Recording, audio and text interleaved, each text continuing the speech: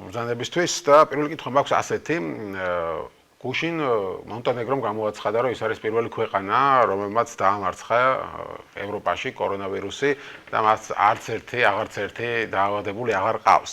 ჩვენ როდის შეგვიძლია ასეთი რამის გამოცხადება? იცით, ცოტა ერთმანეთს ეჯიბრებიან ამ პირველობის გამოცხადებაში. მანამდე სლოვენიამ გამოაცხადა, მიუხედავად იმისა, რომ ყავდა ავადმყოფები, მაგრამ შეუმცირდა და უკვე გამოაცხადა. მე არ მგონია, რომ ეს პრინციპული იყოს, ვინ მოასწრებს ვის გამოცხადებას. თავარია რომ მართლა არ ყავდეს. მოგეხსენებათ, მონტენეგრო ძალიან მცირე ქვეყანაა, მოსახლეობით იქ სულ რამოდენიმე ასეული ათასი კაცია.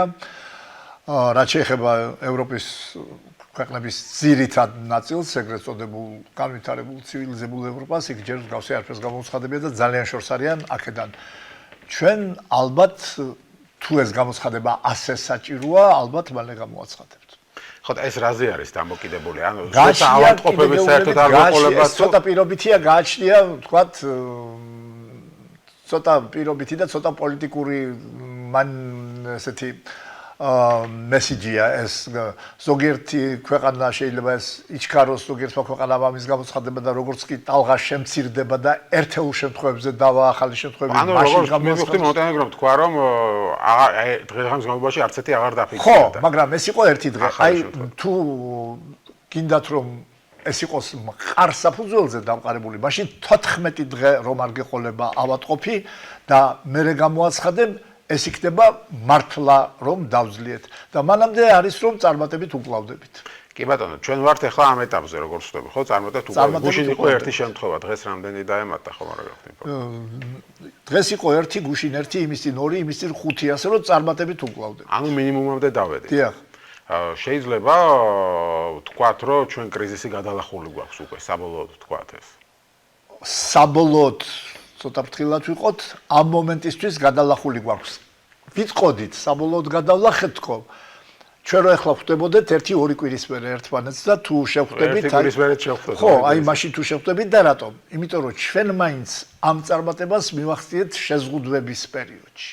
შეზღუდვები ახლახან მოიხსნა, 18 მაისს მოიხსნა პირველი შეზღუდვები და 22-ში გავხდა საგანგებო მდგომარეობა. ჯერ არის დღეს 26. ანუ ჯერ არ გასულა საგანგებო მდგომარეობის მოხსნის შემდეგ მთლიანად ის პერიოდი, როცა უნდა ვნახოთ შედეგი ამ შეზღუდვების მოხსნის. ამიტომ ვიყოთ ფრთხილად. თუმცა შეზღუდვები ბოლომდე არ მოიხსნა და ბევრის უკმაყოფილებას იწვევს. ეს განსაკუთრებით მაღაზიები, განსაკუთრებით ეს საზოგადოებრივი ტრანსპორტი. თქვენ რას ფიქრობთ? ხომ არ არის დრო საზოგადოებრივ ტრანსპორტს ამუშავებს? მით უმეტეს რომ ისეთ ქვეყნებში, სადაც ჩვენზე მეტია გავრცელება, საზოგადოებრივი ტრანსპორტი მუშაობს.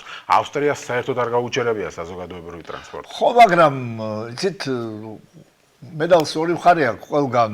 ამას თავისი დადებითი მხარეც აქვს და თავისი უარყოფითი მხარეც. ასე მაგალითად შვეიცარია საერთოდ არ მიუმართავს საგანგებო ზომებისთვის, ეს ცოტა გადაჭარბებულია, მიმართა, მაგრამ ძალიან რბილად ტყუილია რომ სულ არ მიუმართავს.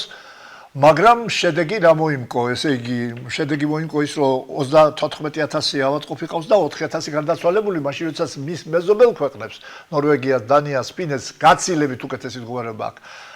მაგრამ ცოტა მეტი დისკომფორტი განიცადეს იმათმა და ეხლახსნიან ქვეყანას. ასე რომ ეს კიდევ საკამათოა თუ რომელი ტაქტიკა იყო უფრო სწორი, თქვათ შედარებით ნაკლები დისკომფორტის შექმნა მოსახლეობისთვის გარდაცვლილთა დიდი რაოდენობის ხარჯზე თუ მეტი დისკომფორტის შექმნა სამაგეროდ გარდაცვლილთა. ავსტრიის მაგალითი ამიტომ მოვიყვანე რომ მათ შეზღუდვები შემოიღეს, მაგრამ მაგალითად ტრანსპორტი არ იყო გაჩერებული და განსაკუთრებით ცუდი მდგომარეობაც არ ჰქონდათ მე როგორც. არა აქვს განსაკუთრებით ცუდი მდგომარეობა, არც ძალიან კარგი. დაახლოებით საშუალო ადგილზე არიან ევროპაში.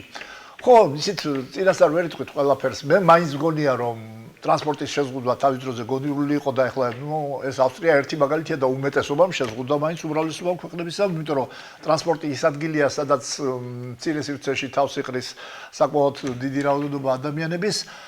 მე ვფიქრობ რომ ისიც სწორი იყო რომ ჯერ მოხსენით სხვა შეზღუდვები და ტრანსპორტი შემოვინახეთ შემდეგისკენ, მაგრამ ალბათ დადგა დრო, რომ ზუსტად მე ვერ დავასახელებ, როდის ეს არის მთავრობის პრეროგატივა და ეპიდემიოლოგების რჩევის პრეროგატივა, მაგრამ მოახლოვდა ალბათ ის დრო, როდესაც საზოგადოებრივი ტრანსპორტი ეტაპურად უნდა აღდგეს, ეტაპურად გულისხმობ ავტობუსები, მეტრო და ბოლოს სამარშრუტო ტაქსები, მაგრამ ერთი რაშიც დარწმუნებული ვარ, ეტაპურად აღდგენაში კიდე რას გულისხმობ. არ უნდა აღდგეს ერთბაშად მთლიანად ის გადავსებული ავტობუსები და მეტრო რომ იყო. უნდა დაინომროს ადგილები და დასაწყისში მაინც უნდა შემოვიღოთ თითო რიგში თითო ადამიანის დაждობა და რიგის გამოშვებით. ეს რა თქმა უნდა შეამცირებს მგზავრების რაოდენობას და ჩვენი ტრანსპორტი ისედაც გადატვირთული იყო და ეს არ იქნება კომფორტული, მაგრამ ეს სულ არაფერს ჯობია. ხალხი ვერ ვიტყვი რომ მიეჩვია, მაგრამ მაინც ეს ორი თვეა არის ამ მდგომარეობაში, რაშიც არის. და თუ დასაწყისში 1/13-ით მოსულობის 1/13-ით განახლდება ტრანსპორტ, 1/13 არა მანქანების რაოდენობა, ხელოვნებაში არის თითო ავტობუსში თქვა მგზავრების რაოდენობა. ესეც არ იქნება ცუდი. ყველაფრის ინდიკატორი უნდა იყოს აი ის რიცხვები, რაც თქვენ ბრძანეთ, დღეში რამდენი რიცხვი გვექნება. არ უნდა გამოვიჩინოთ რაღაც ესეთი სიჯიუტე, რომელიც უბრალოდ მე მაგალითად მომხრე ვარ ამ შეზღუდვების, თავიდანვე მომხრე ვიყავი და ამ პოლიტიკას ვეთანხმებოდი, მაგრამ რაღაც მომენტებში ეხლა უკვე შეიძლება რომ ძალიან ვფრთხილობთ. აი მაგალითად ეხლა ვებგვერდზე სადაც ჩვენი გადაცემის ტრანსლირება ხდება, Facebook-ში იქ მომწერეს, რომ აი საბერძნეთში იდეალური შედეგი აქვს, მაგრამ ტრანსპორტი არ გაჩერებულა ერთი დღეც კიო. ანუ რაღაცებში ძალიან ზედმეტად ხომ არ მოგვივიდა შეზღუდვები, ზედმეტად არა, ამ ეტაპზე მე ავიღებ ჩემ თავზე პასუხისმგებლობას და ვიტყვი, რომ არც ზედმეტად და არც ნაკლებად. აი, რომ არის მიღებული სამხედრო კონფლიქტებში პროპორციული ძალის გამოყენება. აი, მე ვიტყოდი, რომ ზუსტად პროპორციული ძალა გამოვიყენეთ, არც მეტი და არც ნაკლები. იმ საბერძნეთი, რომელიც თქვენ ბრძანეთ და რომელსაც მართლაც თქვენთან შედარებით კარგი შედეგი აქვს, მაინც 2900 ავადმყოფი ყავს, ანუ ჩვენზე 4-ჯერ მეტი. და 172 კი, ეხლა ცოტა დიდია ჩვენზე საბერძნეთი, მაგრამ არც იმდენად, ეხლა 4-ჯერ მეტი ავადმყოფი ყავს და 172 გარდაცვლილი. ასე რომ კიდე გეუბნებით, ყველაფერი პირობითია, მაინც ერთეულია, საბერძნეთი, ავსტრია, თქვენ ბრძანეთ, მაგრამ სხვა ქვეყნებმა უმრავლესობა მაინც შეზღუდდეს. ასე რომ მიმაჩნია, რომ ჩვენთან ჯერჯერობით ნუ გავთვალავთ, ესე იგი ჯერჯერობით ყველაფერი იყო ისე ალბათ როგორც უნდა ყოფილიყო და რომ დღეს ვიწყებდეთ თებერვლიდან დღეს ვიწყებთ გავაკეთებდით იგივეს. იმიტომ რომ აქ კითხვა ასე დაჩნდა რომ ჩვენ ხომ ძალიან არ დავაზიანეთ ეკონომიკა, ანუ ხომ არ გადავღუნეთ სწორედ ეპიდემიოლოგიური დავაზიანეთ, მაგრამ არ გადავღუნეთ, ვფიქრობ, იმიტომ რომ თუ ის რაც მივახციეთ შევინარჩუნეთ, ეკონომიკა ჯერ კიდევ არ განუცდია ისეთი დარტყმა, რომ გამოუსწორებადი იყოს. ჯერ კიდე გამოუსწორებადია. ხო, იმედი მაქვს რომ ეს ასე იქნება და რადგან ეკონომიკა ვახსენეთ, აქ უმნიშვნელოვანესი თემა არის ტურიზმი. და ალბათ თქვენი და სხვების რეკომენდაციებით უნდა მოხდეს ეს ტურისტების შემოშვება. თქვენ როგორ წარმოგიდგენიათ, ანუ ტურისტები როგორ უნდა შემოვიდნენ დღეს ქვეყანაში, რომელ ქვეყნებთან შეიძლება გავხსნათ? იცით, მე ძალიან ხშირად ვიწევს ესეთი სტუმრობების დროს იმის განმარტება, რომ მე კლინიცისტი ექიმი და ჩემი საბჭოშიც ხარ. კომპეტენცია ეს არ არის. ეს არის დაავადებათა კონტროლის ცენტრის პირდაპირ კომპეტენცია და ჟანდაცვის, მაგრამ ეხლა როგორც მაინც ამ დარგის მუშაკმა, რა თქმა უნდა, საბჭოში ხართ და თქვენი რეკომენდაციები. ეს არის, რაც თქვენ ბრძანეთ. ეხლა ყველაზე ორი რთული საკითხია ამჟამად გადასასწყვეტი. ერთი საზოგადოებრივი ტრანსპორტი დანარჩენს ყველაფერს მიეხედებ. ერთი საზოგადოებრივი ტრანსპორტი და მეორე ტურიზმი. ტურიზმი უფრო რთულია. იმიტომ რომ მიაქციეთ ყურადღება, რომ ჩვენ შეზღუდვებს ვარბილებთ ან ხსნით კარგი მოცემულობის ფონზე. ისინი იგივე საკეთებენ ცუდი მოცემულობის. ზოგიერთი ქვეყნები კატასტროფული მოცემულობის ფონზე. სადაც ჯერ კიდე 10000-ები და 100000-ებია ავადმყოფები და მკვდრები. და იქიდან ხო უნდა შემოვიდნენ ჩვენთან, ჩვენ ხო უნდა გავიდეთ იქ. აი ეს პრობლემურია. ალბათ ჩვენმა შესაბამისმა ორგანოებმა, მათ შორის ტურიზმის სააგენტომ, სხვა ყველა სამსახურებმა, რომელიც ამაში ჩართული არიან, რაღაც უნდა მოიფიქრონ. აი ახლა გამოჩნდება მათი ფანტაზია.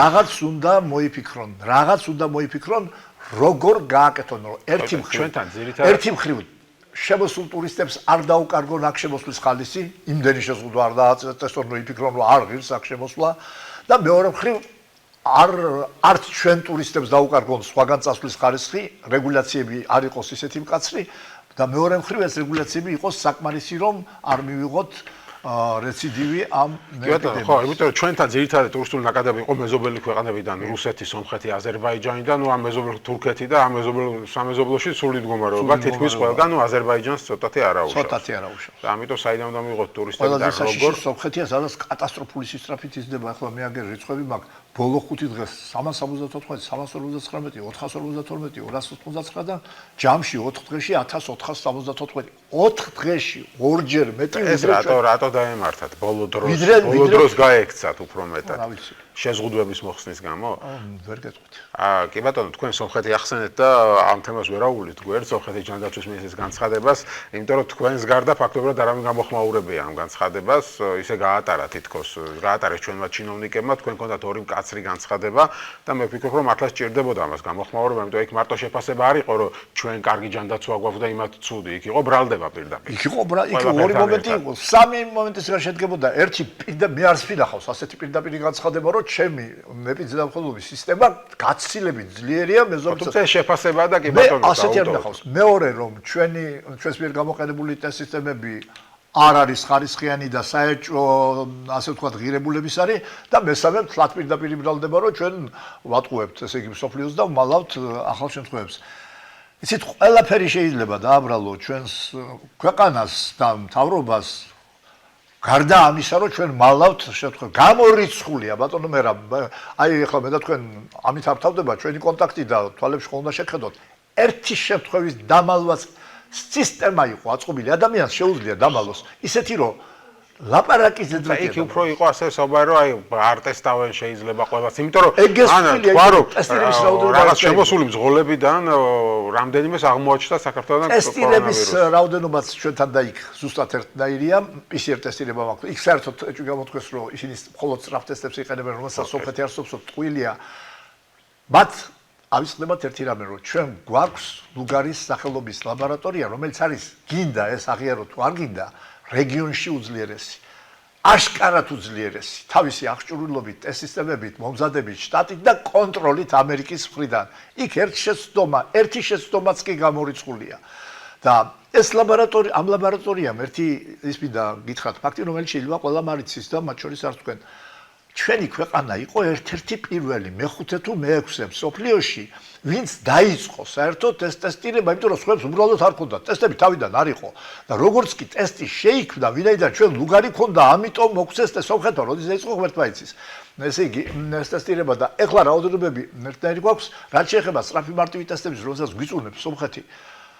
სწრაფ მარტივს ჩვენ ვიყენებთ არა დიაგნოსტიკისთვის, არა დაავადების დასადგენად, არამედ დაავადება გადატანილი ხალხის გამოსავლენად. ანუ სწრაფ ტესტებს თავისი ნიშა აქვს, რომელსაც მთელი მსოფლიო იყენებს.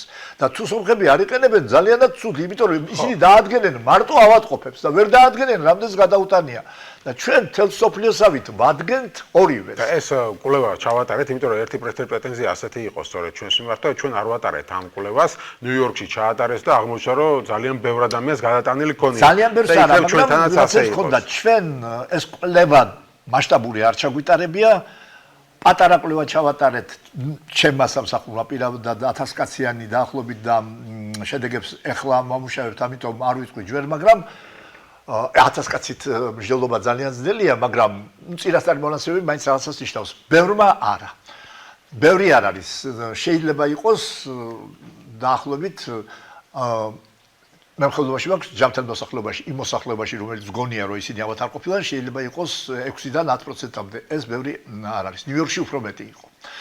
და გასაგებია, რომ ნიუ-იორკში მეტი იყო, იმიტომ რომ ნიუ-იორკში თვითონ ავადმყოფები იყო ძალიან მეტი და იმ ავადმყოფებთან კონტაქტში მყოფი ადამიანები იყო უფრო მეტი. და ეგ ყველა ქვეყანაში ასეა, ყველა ინფექციის დროს, ამან არ გაგაკვიროთ. ავადმყოფების რაოდენობა ყოველთვის აღემატება ავადმყოფობა გადატანილი ადამიანების რაოდენობა, ვინც კონტაქტში იყო ავადმყოფებთან და უსიმპტომოდ გადაიტანა, ინაპარანტული ფორმა ქვია ამას. ხო და ჩვენთან როგორ მოხდა, რომ მათ არ გაავრცელეს ეს? იმიტომ რომ ცოტა იყო ავადმყოფები. ცოტა იყო. და ცოტა გაავრცელა, ბევრი ვერ გაავრცელა.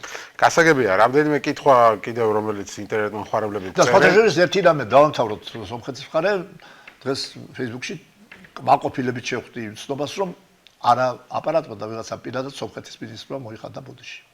თვითონ მოიხადა ჯანდაცვის მინისტრმა. ასე დაიწერა Facebook-ში. ხო, კი ბატონო, აქ ერთი კითხვა სომხეთზე შემოვიდა, რომ ხო თქვენი აზრით ხომ უნდა დავეხმაროთ სომხეთს ამ ვითარებაში, როცა ჩვენ ნაკლები შემთხვევა აქვს და მათ ძალიან უჭირთ. თუ ისინი ამის სურვილს გამოთქვამენ, უნდა დავეხმაროთ.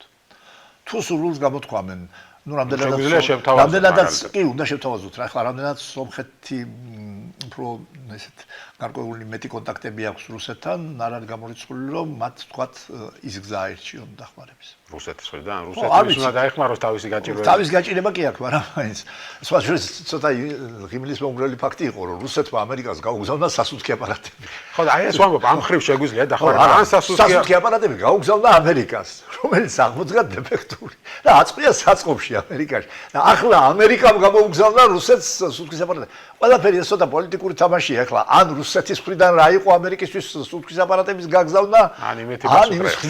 კი ბატონო, ხო, ნუ პოლიტიკა ყველგან ერევა. ამიტომ ვამბობ, რომ ჩვენი პასუხი ხო არ იქნებოდა ესეთი, რომ აი მაგალითად თუ ჩვენ ახლა აღარ გვაქვს და შეგვიძლია ვთქვათ, რომ დასრულდა, ან მალე შეგვიძლია ვთქვათ, რომ სრულდება ეპიდემია, იგივე ან სასუქი აპარატები გაუგზავნოთ, ან როგორც გერმანია მაგალითად გადაიყვანა იტალიიდან ავადმყოფები აქ გადმოვიყვანოთ. ეს რამდენად შესაძლებელია. ამას ეს პოლიტიკის ამბავია და თუ საქართველოს შეატყობს, რომ სომხეთს ასეთი თანამშრომლობა სურს, ჩვენ უნდა გავაკეთოთ, მაგრამ თავს არ უნდა მოვახვიოთ.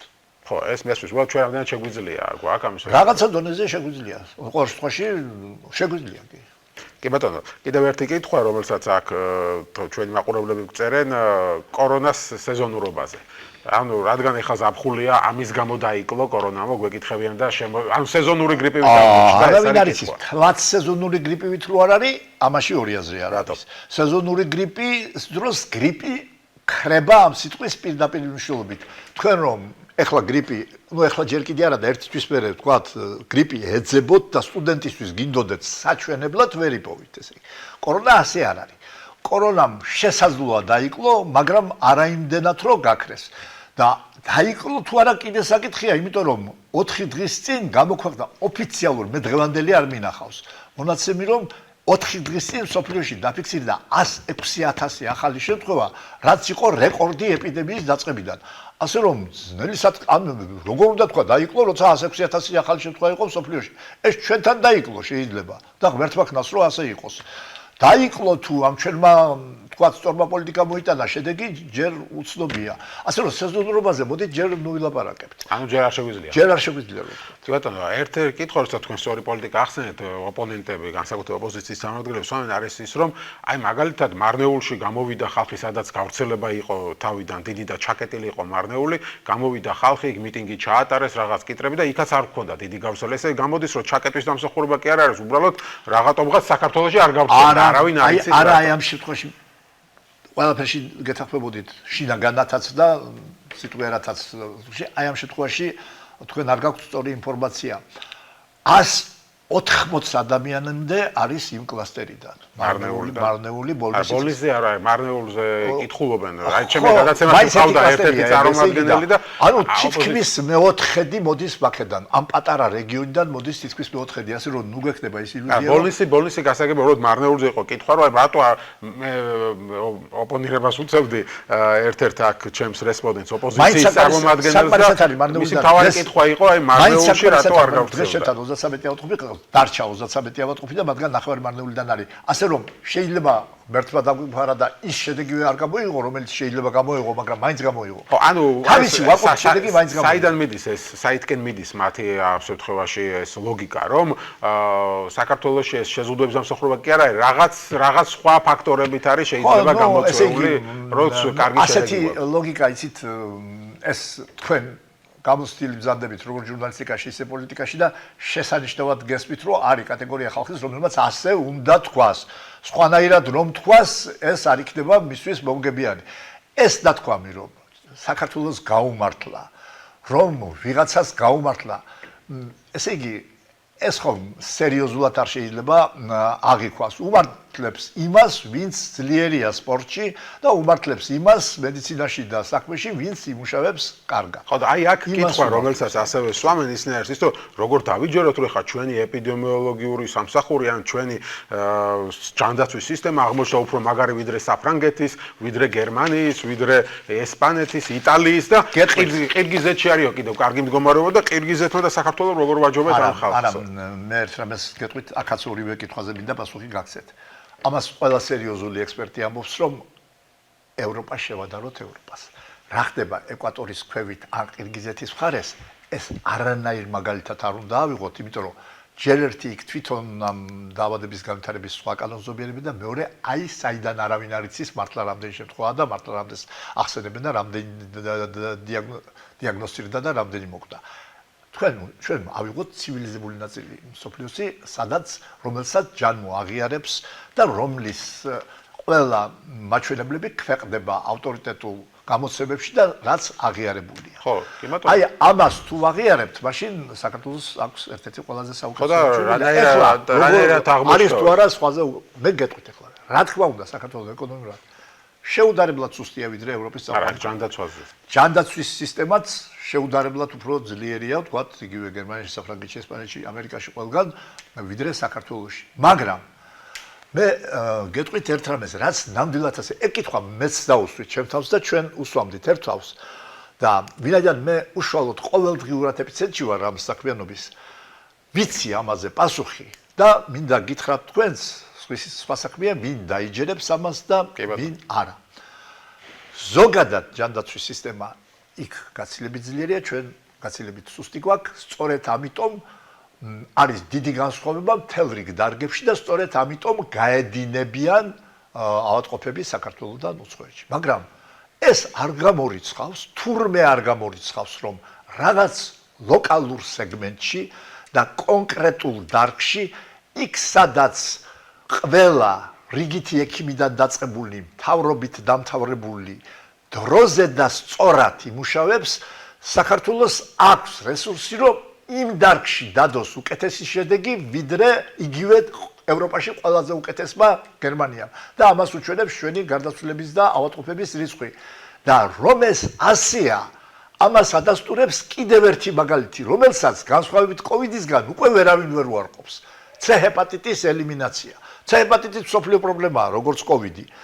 და C ჰეპატიტში თავის დროზე ამერიკის დაავადებათა კონტროლის ცენტრმა და კომპანია გილიედმა მსოფლიოში პირველ სამოდელო ქვეყანად C ჰეპატიტის ელიმინაციისთვის აირჩია საქართველო და არა ნებისმიერი სხვა 200 ქვეყანა, 200-ვე არ აცხადებდა პრეტენზიას, მაგრამ მე სათავეებთან ვიდექი ამ პროგრამის და დაახლოებით 30-40 ქვეყანა აცხადებდა პრეტენზიას. ყველას უნდოდა რამოდენიმე მილიარდიანი მედიკამენტების თუნდაც უფასო დონაციის მიღება. მაგრამ ამერიკელმა ექსპერტებმა შეაფასეს, რომ ყველაზე მეტი პოტენციური შესაძლებლობა ამისი ჰქონდა საქართველოს. აქ მთელი რიგი ფაქტორები იყო, რომელსაც ახლა არ მოყვება. შორის ის ყველა პატარა ქვეყანა. პატარა ჩვენზე არანაკლებ პატარა, ჩვენზე უფრო პატარაა ლიტვა, ლატვია, ესტონეთი, ჩვენზე დიდი არ არის, სლოვენია უფრო პატარაა, სლოვაკია უფრო პატარაა. არ იყო ეგ მარტო, ეს ერთ-ერთი მიზეზი იყო, რა თქმა უნდა, ახლა ჩვენ ამერიკას არ შეგვადარებთ, იმიტომ რომ ამერიკაში 45 წლამდე არ მოხდება ელიმინაცია და ჩვენთან ახლა 2-3 წელიწადში მოხდება. მაგრამ პატარა ქვეყნებსაც ვაჯობებთ, თუნდაც იგივე დანიას, იგივე შვეიცარიას და სხვებს.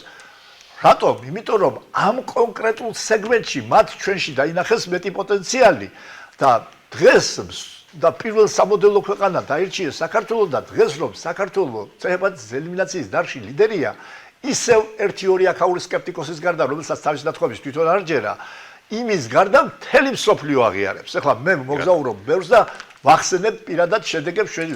მე ჯერ არ მინახავს ვინმეს ეჭვის ქვეშ დაეყენებიოს საქართველოს ლიდერობა ამხარ. ანუ საქართველოს რომ მისი ჯანდაცვა გაცილებით სუსტია სხვა ქვეყნის ჯანდაცვაზე, ეს არ გამორიცხავს რომელიღაც ლოკალურ სეგმენტში წარმატებას. და ერთ-ერთი ასეთი ლოკალური სეგმენტი გამოდგა კოვიდი და რატომ? არის პაციენტები, ხშირად ველაპარაკებიან ტელეფონით ჩვენი უცხოეთში მცხოვრები ქართველები, მათ შორის მე არა მაქვს ხედულობაში იქ არალეგალად და გაჭირებისთვის ჩასული ხარ. მე მაქვს წარმატებული ქართველები, რომელთაც აქვს კარგი დაზღვევა, კარგი სამსახური. ისეთ რაღაცებს მიყვებიან იქაური სამსახურების უმწეობაზე, ვერ აუდიან ელემენტარულად და ისეთ დისკომფორტში არიან, ექიმს ვერ ნახულობენ, ტესტს ვერ უკეთებენ, კატეს ვერ უკეთებენ, 2 კვირის მერე წერენ, კატეს. ჩვენთან ერთი ავატყოფი, არც ერთი ავატყოფი 1 საათი არ ჩამდგარა რიგში.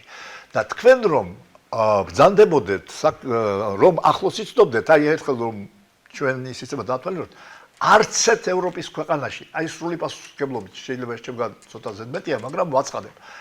კონკრეტული ერთი ავატყოფი ისე კარგად მოვლილი არ არის როგორც ჩვენთან.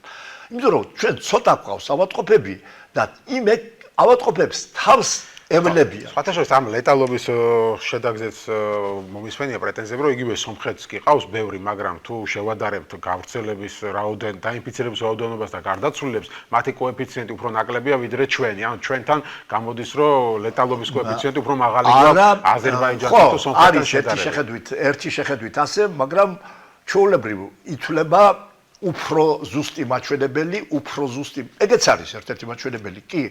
და მათ ალბათ კლინიკური სექტორი სომხეთს ალბათ კარგად მუშაობს, ალბათ იქაც არ მინდა რომ ვთქვა რომ ცუდად. ეპიცენტრმა იმუშავა ცუდად, სწორედ რომელსაც თავის მინისტრი აქებდა, სწორედ ეპიცენტრს, სწორედ კლინიკები შესაძლოა იქ კარგად მუშაობენ, ესე იგი, მაგრამ არის უფრო ზუსტი მაჩვენებელი გარდაცვლილი 1 მილიონ მოსახლეზე, 1 მილიონზე. ჩვენ გვყავს 3 ესე იგი 12 კაცი ყავს გარდაცვლილი, გაყავით 4 მილიონზე და იქნება 3. ესე იგი ჩვენ გვყავს 3 და იმათ ყავთ 31. 10 ჯერ მეტი 1 მილიონ მოსახლეზე. ასე რომ გავრცელება დიდია იქ. ბატონო, გავრცელება დიდია, მაგრამ ჯამში აჯერ მეტი ყავთ გარდაცვლილი და ესეც მნიშვნელოვანი. კი ბატონო, აი კურნალობის თემასაც მინდა შევეხო, იმიტომ რომ ეს თქვენი კურნალობის მეთოდები გახდა კრიტიკის საგანი, განსაკუთრებით პლაკველენის გამო. და ბევრი ინფორმაცია მოვისმენთ ამის შესახებ, რომ თითქოს ჩვენ უცხოეთში მოღვაწე ექიმები ამბობდნენ, რომ ცუდი შედეგები აქვს პლაკველენის, ბევრი გვერდითი მოვლენა აქვს.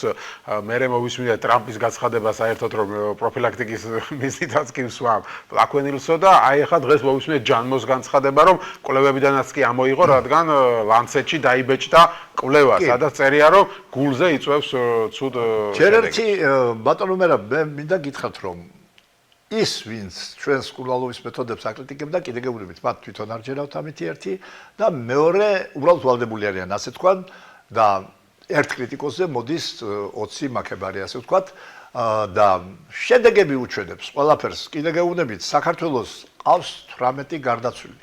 და კრიტიკული პაციენტების, ანუ ხელოვნურ სუნთქვაზე მოხვედრილი პაციენტების ყველაზე მცირე რიცხვი ევროპაში.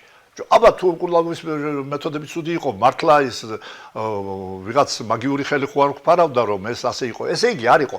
ესე იგი, როცა შედეგს დებ კარგს, ის მეთოდი, რომელიც შეიძლება ვიღაცას ცუდი გონია, ესე იგი კარგია.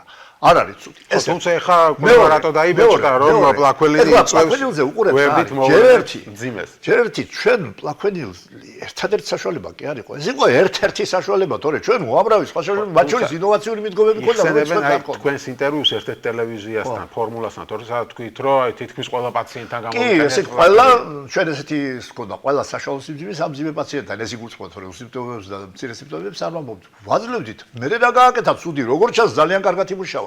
პაციენტს პლაკველენს ახლა განაიმიტო თქვათ კიცხავენ რომ ის ცუდად მუშაობს გვერდითი მოვლენების გამო თითქოს ის იწვევს გულზე რაღაც გართულებას ჩვენთან არც ერთი გართულება არ დაფიქსირებულა და ახლა სადღაც ფიქსირდება ალბათ შესაძლებელია ეს იმის მიზეზიც არის რომ ჩვენ ყველა პაციენტს კაცრად ვიკვლევდით მის გულს ეს თქვა დაწყებული ელექტროკარდიოგრაფია პლაკველენს მისცემდით გულზე მისცემდით და ვისაც ოდნავი არ ქონდა ყველაფერი წესრიგში მას არ ვაძლევდით და ამიტომ არ დაფიქსირებულა ალბათ ჩვენთან არც ერთი და ეხლა გინდა ესე თქვით ჩვენთან არც ერთი გვერდითი ვეძებდით დღეს გვერდით მოვლენას და ვერ ვიპოვეთ და ეხლა და რაც შეეხება სოფლიო ჯანდაცვის ორგანიზაციამ თვითონ ის ფაქტი აქაც არასწორი გაგებაა რომ 4 საუკეთესო მედიკამენტს შორის ის ატარებს ეხლა დიდ საერთაშორისო კვლევას, რომელმაც ბოლოს და ბოლოს უნდა გადაწყვიტოს, რომელიც ამალეჯობია. ხო. იმიტომ რომ ყველა ცალკეული კვლევებმა მოგვცა განსხვავებული შედეგები და ვიღაცამ უნდა არბიტრის როლი შეასრულოს. ეს არბიტრის როლი უნდა და შეასრულებია ამ სოლიდარობას, ამ კვლევას. თვითონ ის ფაქტი, რომ 15-16 კვლევაში მყოფი მედიკამენტია. პირველ 4-ში ჩართო პლაკველინი. ეს უკვე ლაპარაკობს, თუმცა ეხლა ამოიღო. რომ ამოიღო, მაგრამ მიაქციეთ ყურადღებათ. ამოიღო დროებით, სანამ სპეციალური კომისია შეისწავლის მართლა რამდენად დაკავშირებულია მაინც გამოიყენებთ. ამოიღო დროებით. ჩვენი მაგრამ ეს ამოიღოს კვლევას სოლიდარობამ. ამის გარდა ერთი 20-მდე კვლევა ტარდება სოფლიოში, რომელმაც არ ამოიღო. მათ შორის შვეიცარიის 3 უნივერსიტეტი და ამერიკის 15 უნივერსიტეტი ატარებს კვლევას პლაქვენილის არასამკურნალო, არამედ საპროფილაქტიკო თვისებებზე და ამერიკის პრეზიდენტი ამბობს საპროფილაქტიკო ვიღებოდა. ეხლა როგორ ფიქრობთ თქვენ?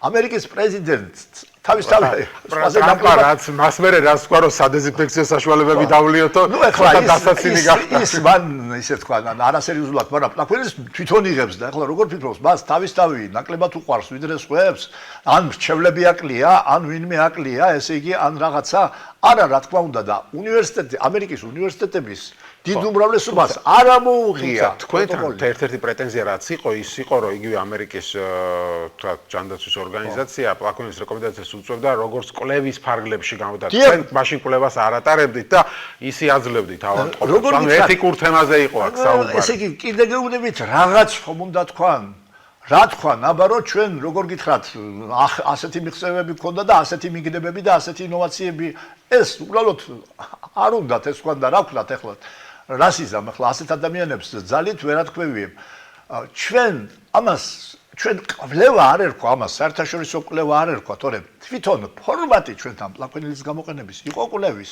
ანუ ყველა პაციენტს უდგენდით სპეციალურ ფორმას შედგენილია და დევს და ოდესღაც ამას შეამოწმებენ ალბათ და ნახავენ სადაც მეუბნებოდით რომ ის მონაწილეობს კვლევაში და იცის ამ მედიკამენტის შესაძლო დადებითი და უარყოფითი შემთხვევები და თანახმა ამაზე. ასე რომ მაგ ყველაფერი როგორ გითხრათ წესრიგში იყო როგორც ლეგალური როგორც რაოდენობა როგორი გვაქვს კრიტიკული პაციენტი ანუ რამდენად ყავს მძიმე პაციენტები. ეხლა მე რამდენადაც ვიცი დარჩენილია სულ დაახლოებით 9 პაციენტი, დაახლოებით 10-12 პაციენტია, რომელიც რეანიმაციულ განყოფილებებში რჩება, მაგრამ მათგან ყველა, ასე ვთქვათ, სასიცოცხლოდ კრიტიკული, ანუ ყველაცგან არ მოველით, ასე ვთქვათ, ცუდ შედეგს.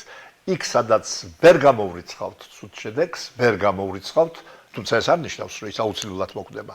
ვერ გამოვრიცხავთ ცუდ შედეგს, ასეთი არის სულ 3 თუ 4. 3, ხო, ანუ კრიტიკული არის 3 თუ 4.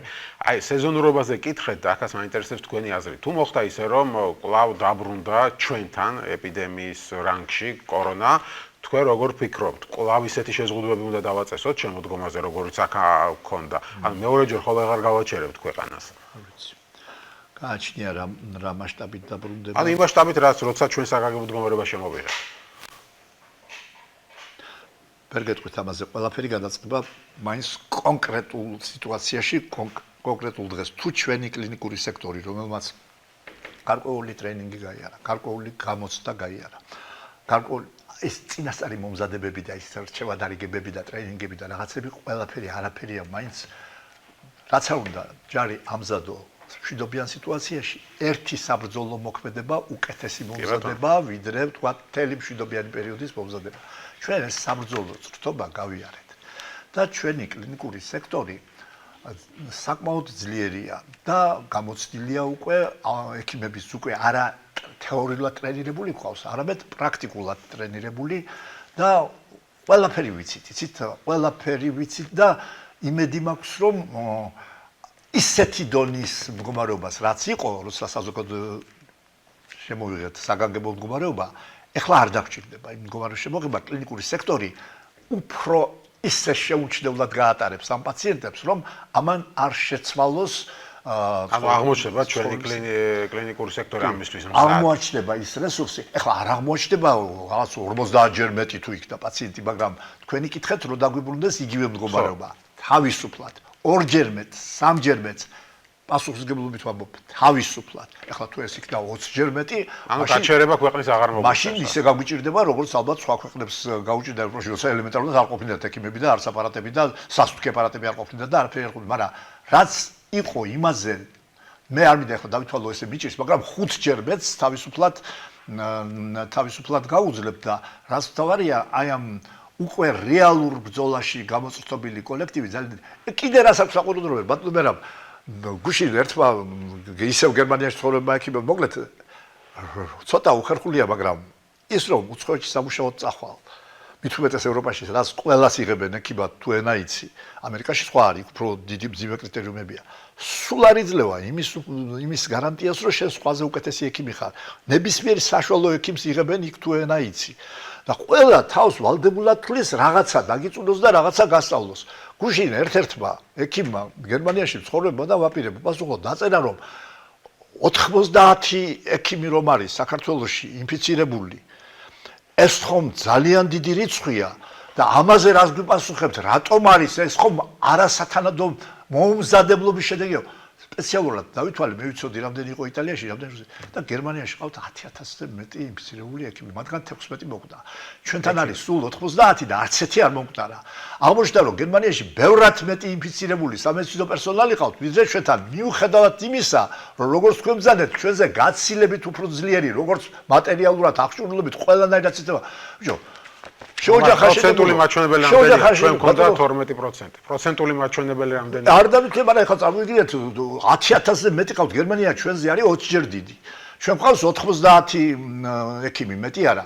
90 ჯერ 20 ეს არის 900 ჯერ 2 1800. ანუ ჩვენ ყავს გერმანიის მოსახლეობაზე გადაანგარიშებით 1800 ავადმყოფი ექიმი და იმათ ყავთ 10,000-ზე მეტი. ეხლა რას ინდისით მეუბნები რომ რატო ყავს 90-ო, როცა შენ ყავს 10,000-ზე მეტი და თან 16 მოუკვდა და ჩვენთან არც ერთი არ მოკვდარა ჯანდაცვის მუშაკი. ხო, თუმცა მაინც რატო იყო საშუალო მაჩვენებელი 10-12% ინფიცირების? არა, საშუალო მაჩვენებელი არის ვოზის, აი ჩაიხედეთ ეხლა როცა დამთავრდება გადაცემა, საშუალო მაჩვენებელი არის 19% და ჩვენთან არის დაახლოებით 14%. ხო და მაინც რატო ნუ რატო ეხლა ეს დაავადება ძალიან როდის ხდებოდა ეს გადაცემა? ურთიერთობაში ანუ მე როგორც ვიცი, ბევრი არის სასწრაფოს ექიმი და აი ეს იყო ერთ-ერთი მთავარი პრობლემა. განსხვავებით სტაციონარის ექიმებიდან სასწრაფოები ვერ ჩაჯდნენ თავიდან ამ რიტმში, მათ როგორ გითხრათ, ვინაიდან ხშირად უხდებათ ავადმყოფებთან გასვლა, დროზე მთელი ვერ გაისიგრძეს იგანეს ეს საფრთხე, რომელიც ემუქრებოდათ და ამიტომ სასწრაფოებში იყო ძალიან დიდი გავრცელება. გამოდის უფრო მეტი ტრენინგია ჩასატარებული. ალბათ და მეორე სტაციონარში ჩვენი ექიმები ძალიან ახლო კონტაქტში არიან ავადმყოფებთან, რაც უცხოეთში არ არის. უცხოეთში ერთხელ შედის ექიმი, იძლევა დანიშნულებას და გათავდა. ჩვენთან არ ვიცი ეს ქართული ბუნება თუ რაღაცა თუ სულ ექიმები და ექსტები სულ პაციენტებთან ტრიალებენ მთელი დღე და როცა მთელი დღე მათთან ტრიალებს, ძალაუნებურად მეტი შასია. კი ბატონო, და ბოლო შეკითხვა მექნება, თქვენ როგორც თქვით, რომ კიდევ მოგვიწევს შეხვედრა, იმიტომ რომ ეს დრო გავიდეს, როცა ჩვენ გვექნება საშუალება იმის თქმა, რომ უკვე ფაქტობრივად დავამარცხეთ კორონავირუსი. მანამდე მინდა ბოლოს ესეთ პოლიტიკური თემაზე დაგისვათ კითხვა, იმიტომ რომ თქვენი ერთ-ერთი ჩაწერილი ვიდეო აღმოჩნდა კვლავ რაღაც ეს პოლიტიკური ბრალდებების არ ვიტყვი, მაგრამ პრეტენზიების მიზეზით. მისვარ ნიკამელიამ გაავრცელა თავის გვერდზე ვიდეო, სადაც თქვენ ზუგდიდის მერს აქებთ. და ანუ მწუხარებას გამოთქვამდა, რომ ესეთი პროფესიონალი როგორ თქვენ ხართ, აი პოლიტიკურ რაღაც რეკლამაში და ასეთ რაღაცებში რატო ჩაერთეთ?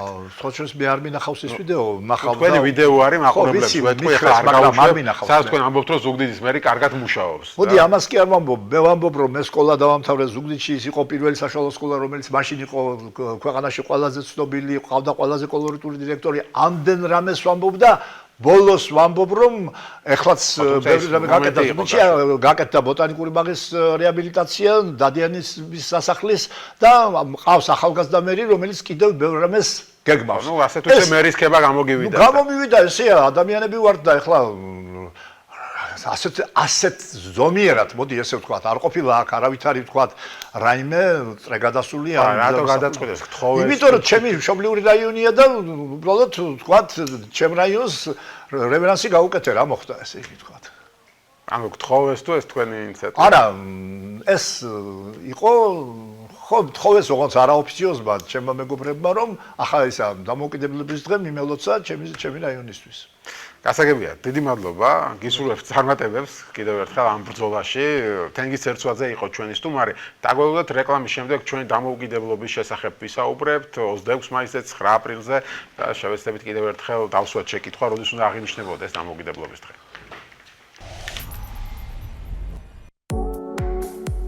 თმის მოვლის იტალიური პროფესიონალური ბრენდი K-Pro. მოვლის საშუალებების ფართო არჩევანი ნებისმიერი ტიპის თმისთვის. K-Pro. თმის პროფესიონალური მოვლა. ექსკლუზიურად PSP-ში.